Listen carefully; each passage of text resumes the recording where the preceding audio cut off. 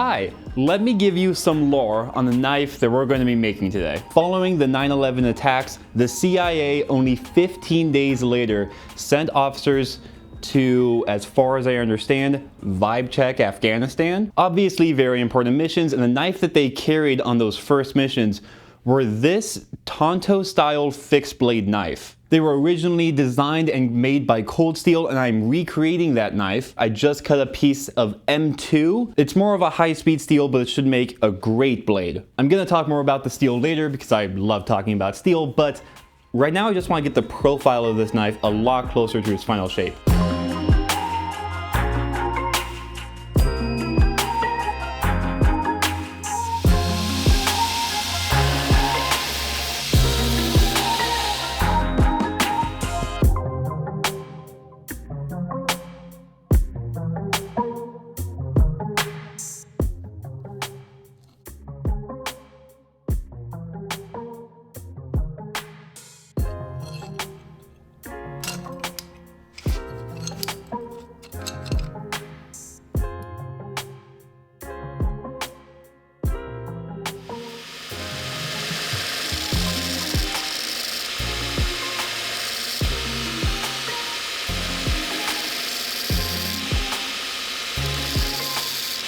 So now I'm going to clean up these shoulders super well, just with a file to get these nice and flat. I'm using a chainsaw file on these inner corners because you don't want a super sharp 90-degree angle. It sounds like that would be super clean and nice, but that creates a lot of stress concentrations right at the weakest part of the knife. So you want to have that rounded to remove any stress, and it'll be really strong. Even though it's not full tang, it'll still be an incredibly strong knife. Probably have to touch this up after heat treating anyways, but I want to get it as close as possible.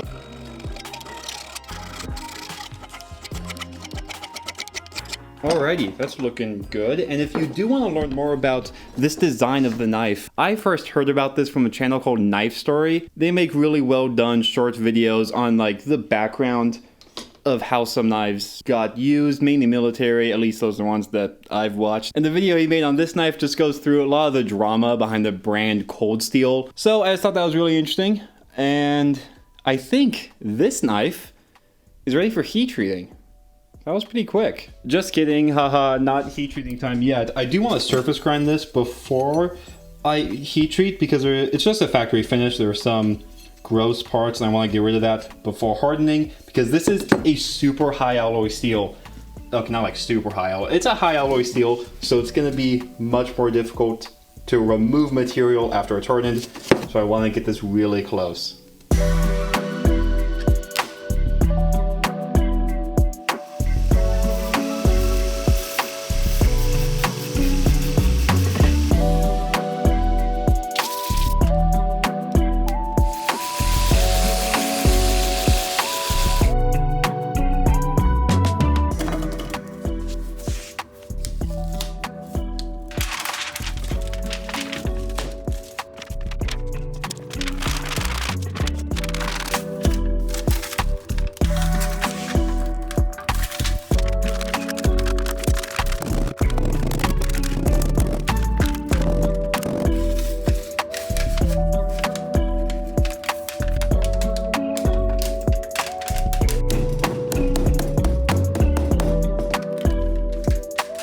So I realized after wrapping it up in that packet all beautifully, I forgot to drill a hole in the tang for a pin when we do the handle.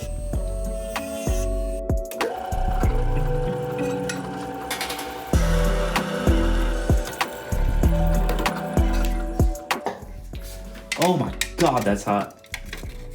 Oh. So hot.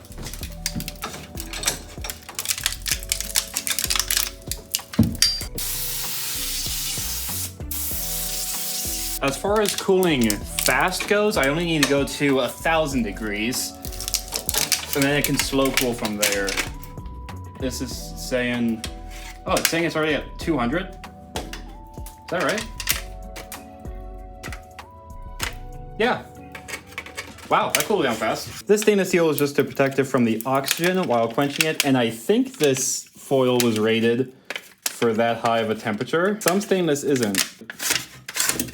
And look at that. barely any oxidation. Still has the grinding marks. I'm not really doubting that it is hard, but... Excuse me? Ow! That's still really hot right there. Is it decarb? Let me grind into this a bit. I really should let it cool down. This is really hot. Oh, okay, yeah. It was decarb. Okay. I was worried for a second. Okay. It's very hard. Yeah, 100%.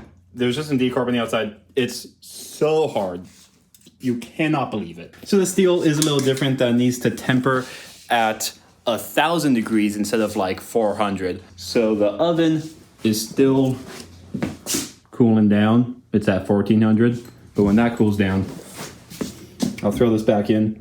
And in the meantime, I'm gonna work on the handle for a bit. This is a big piece of... I actually forgot what it's called. Do we have any label or packing slip? Nope. Mystery plastic. Let me look it up. It's high density polyethylene. So I was looking at different plastics to make this handle out of. I wanted to use plastics, so I thought it'd be fun. I was looking at like Delrin. It's like a machining plastic, but I decided not to because it was like kind of expensive, and one other reason. I think it's kind of brittle. I think that's why I didn't use Delrin. It can be kind of brittle. This stuff is, I think the same thing cutting boards are made out of. And from what I saw, it should work pretty well for knife handles. I asked Grok, like Twitter's AI, and Grok said this will be a good plastic. He did also say that it doesn't glue well, like epoxies and glues and stuff don't stick to this plastic very well, which isn't ideal, but I think with a pin, which is why I drilled that hole for before heat treating, look at me, I remembered. With that hole to put a pin through this, I don't think the epoxy not sticking very well will be a problem.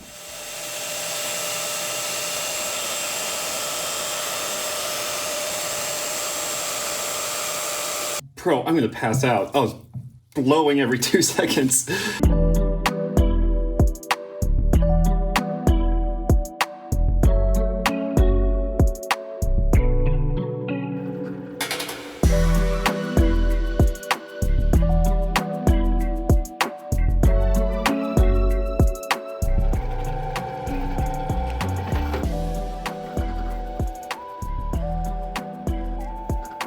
That's the most sketch thing I've done with the drill press.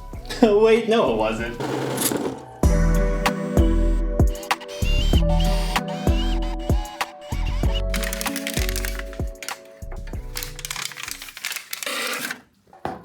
Alrighty, all of the heat treating is done on this bad boy, so we can get to grinding it. And I am not very optimistic on grinding going quickly.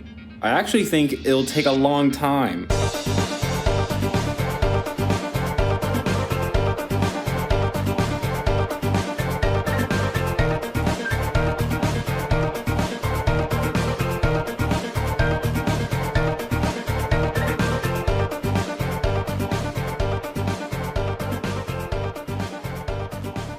So I ran into a little bit of a snag. So going up grits on this was totally fine with 36, 80, and 120.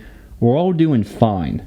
And then when I got to 200, it like kind of stopped cutting. Let me show you. I was like taking the knife and leaning with all my body weight against the grinder to try to remove some material, and it's still so slow, and the surface finish is terrible. Most of the belts are silicon carbide. That's like the actual sand on the paper. When you get to 220 and above, pretty much everything is aluminum oxide. And the problem with that belt being aluminum oxide is that it's not as hard as silicon carbide. And since this knife has vanadium and tungsten carbides, does it have tungsten?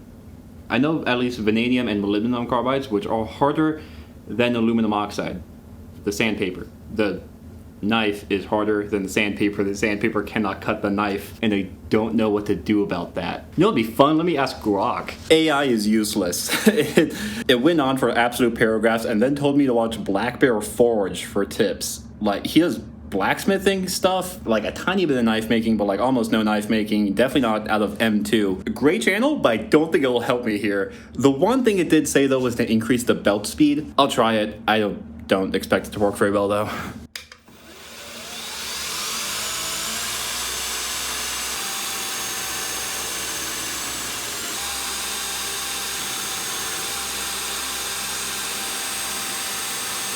like glazing over. I don't think you can tell. I can tell it's not cutting well. I decided what I'm just going to do is surface grind the flat to 120. It won't be that great of a finish, but it's the best I can do right now.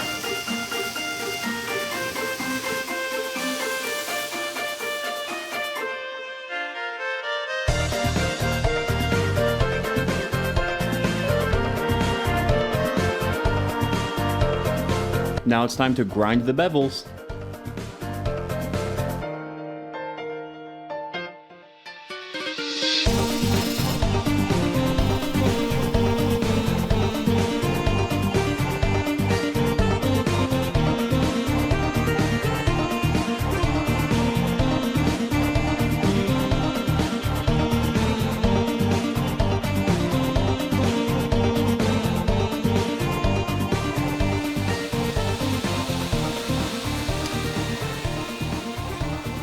Well, that sucked. I'll keep it positive.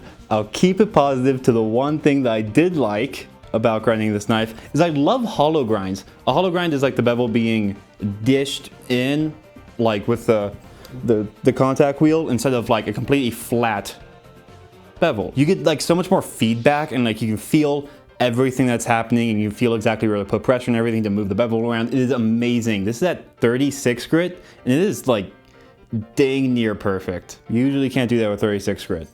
I do like hollow grinds. I didn't grind the tip yet because that is going to be flat ground to give the tip more stability, but that's gonna be for next time. I'm gonna try like shorter videos more often. I think that'll be better for me, like mentally, just my patience. I think it'll work better. I've been kind of trying to this whole time, but like it wasn't happening. So I'll see you hopefully soon, and I hope you have a safe drive home. Bye.